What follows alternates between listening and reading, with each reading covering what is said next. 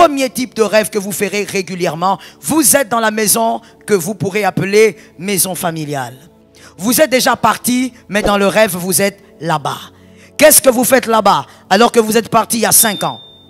Qu'est-ce que vous faites là-bas alors que vous êtes parti il y a 6 ans? Tu te retrouves toujours dans cette maison-là. Tu es marié, mais tu te retrouves toujours dans cette maison, là où tu as grandi quand tu avais 7 ans, 8 ans. Au nom de Jésus, chacun a sa foi. Deuxième type de rêve, tu es sur le banc de l'école, tu n'as pas de stylo. Pour nous ici à Kinshasa, bleu, blanc. La tenue des humanités ou de l'école primaire. Tu as la tenue des humanités ou de l'école primaire. Mais quand tu es dans la salle, tu n'as pas de stylo. Quand tu es dans la salle, tu ne vois pas ton papier. Quand tu es dans la salle, tu oublies les réponses.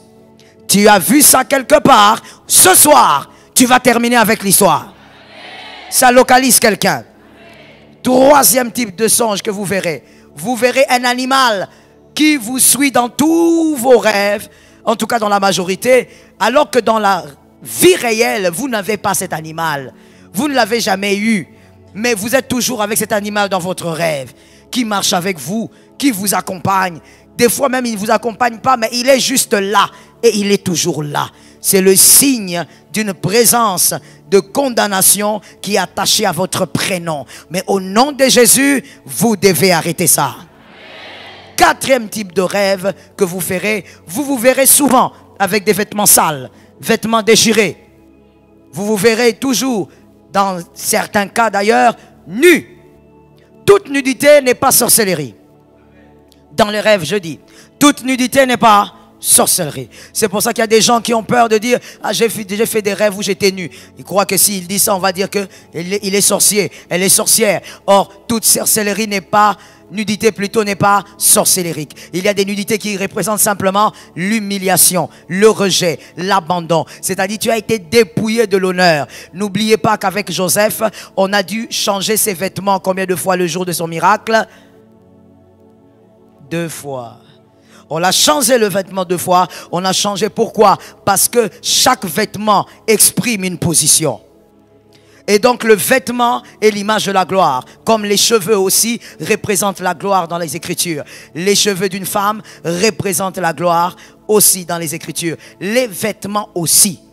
Donc quand tu te vois nu régulièrement, tu dois savoir, il y a une humiliation qui est attachée à toi.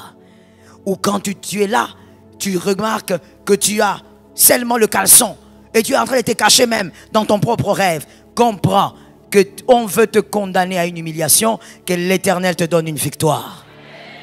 Est-ce que quelqu'un m'entend bien?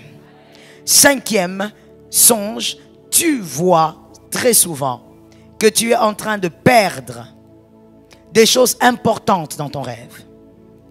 Tu perds des choses importantes dans ton rêve. Ça peut être de l'argent, ça peut être un sac où il y avait des choses très importantes. Comprends qu'il y a une chaîne d'humiliation qui est en train de réclamer. Mais tu dois détruire cela au nom de Jésus. Écoute-moi très bien parce que j'ai fini. Voici ce que je te dis. Lorsque tu vis une faveur, que la faveur ne t'empêche pas de réclamer plus grand. C'est aussi l'une des choses qui fait à ce que tu es dans la condamnation d'humiliation, mais toi tu crois que tu es bien. Toi tu crois que quand on prêche là-dedans, toi tu n'es pas concerné. Parce que tu vois certaines faveurs. Écoute-moi bien.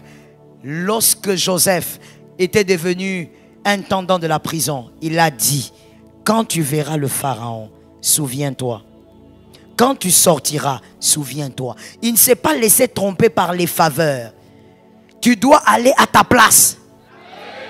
Est-ce que quelqu'un est localisable? Ne te laisse pas tromper par les petites faveurs. On te prend, on te paye 500 balles. Tu dis oui, voilà, Dieu m'a béni. Frère, tu connais bénédiction? Hein, qu'Abraham parle, toi aussi tu parles, frère. C'est pas ça. Arrête de te tromper avec des petites choses. Ça, ce sont des petites gouttes. Dis à quelqu'un, ce sont des gouttes. Ah, dis à quelqu'un d'autre, ce sont des gouttes. Mais lorsque l'Éternel le fait, comprends que toi, tu es appelé à aller au-delà. Va au-delà et refuse toute forme de condamnation. Qu'aucune faveur ne soit comme un calmant pour toi. Oh, ne te calme pas là, va là où l'Éternel t'attend. Ta chaise, tu dois la posséder. Ta chaise, tu dois t'y asseoir. Ta chaise, tu dois t'installer. Si elle te suit, elle doit te reconnaître. Elle doit se soumettre à ta personne. Laisse-moi te dire, ta chaise doit citer ton nom. Comme la condamnation crie contre toi, maintenant après ta prière, il faut que autre chose commence à t'appeler. Que la faveur de Dieu commence aussi à te chercher. Lève ta main droite de là où tu es, s'il te plaît. Marazakaya Mashata. Tu vas bien visualiser ces 10 chaises. Et toi, tu as une chaise là. Ah oui. Il faut voir ta chaise. Je ne sais pas ce que c'est, mais toi, tu sais. Parce que tu es dans ta famille. Et c'est que tu vas recevoir, que ça permette aux autres aussi d'entrer. La main levée, on déclare ceci. Au nom de Jésus. Par le feu de Dieu. Je déclare ce soir. Je ne connais pas tout. Mais j'ai un Dieu qui connaît. Je rentre vers les origines. Et je déclare, ordonne, que tout ce qui est appelé contre moi, tout ce qui me condamne, tout autel qui me réclame, j'ordonne au nom de Jésus, le feu, le feu, le feu. Je brûle l'autel, je brûle l'autel, je brûle la liste, je brûle la condamnation. Au nom de Jésus, allume le feu. Fire. Jesus. The glory of Jesus. The glory of Jesus. Shababababababa. The glory of Jesus. Yeah, mama, mama, mama, mama. Merci Jésus. Merci Jésus. Lève ta main droite s'il te plaît. Lève ta main droite s'il te plaît. Excuse-moi de t'interrompre mon frère. Pendant qu'on priait, j'entendais les noms des familles. Et ça c'est le langage de Dieu. On va citer le nom de nos familles. Ma soeur, mon frère, le nom que tu portes là, tu vas le crier. Et quand tu le cries, je ne dis pas tu le cites. Quand tu le cries, visualise le fait qu'il est en train de s'avancer pour s'asseoir. Est-ce que quelqu'un m'entend bien? Mon Dieu, je parle des choses tellement sérieuses. Marazikayama, Rabashataya Bababa, Rabashakaya. La main droite représente tous tes frères. Est-ce que tu as levé la main droite? Je vais compter jusqu'à 3. Tu citeras ton nom. On va citer le nom 3 fois. Ensuite, tu déclares, je prends ma place. On y va. 1, 2, 3. Prophétise maintenant.